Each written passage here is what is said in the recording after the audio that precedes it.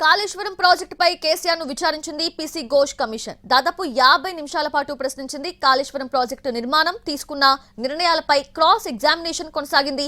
తెలంగాణలో సాగునీటి పరిస్థితులతో పాటు దేశంలో నీటి లభ్యత, వినియోగంపై మాజీ సీఎం కేసీఆర్ వివరించారు. పలు డాక్యుమెంట్స్ ని కమిషన్ కు అందించారు. కాళేశ్వరం నిర్మాణానికి సంబంధించిన ప్రతి అంశం కేబినెట్ ముందుకొచ్చిందన్నారు కేసీఆర్.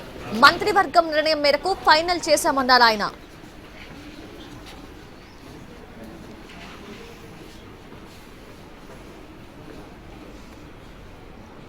అయితే కేసీఆర్ ను 115వ సాక్షిగా విచారించారు. ప్రాజెక్టుకు సంబంధించి కమిషన్ 18 ప్రశ్నలు అడిగింది.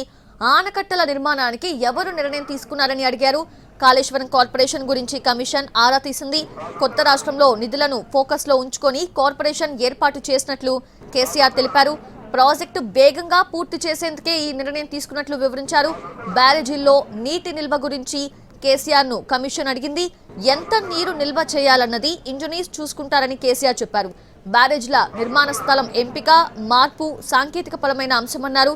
నీటి లభ్యత దృష్టిలో ఉంచుకొని కాళేశ్వరం ప్రాజెక్టు చేపట్టినట్లు తెలిపారు. టెక్నికల్ నివేదికలు, వ్యాప్కో సంస్థ నివేదికల ఆధారంగా లొకేషన్స్ మార్పు జరిగాయని, తుమ్మిడిహట్టి దగ్గర బ్యారేజ్ కట్టడానికి మహారాష్ట్ర ఒప్పుకోలేదని కేసీఆర్ కమిషన్తో చెప్పారు.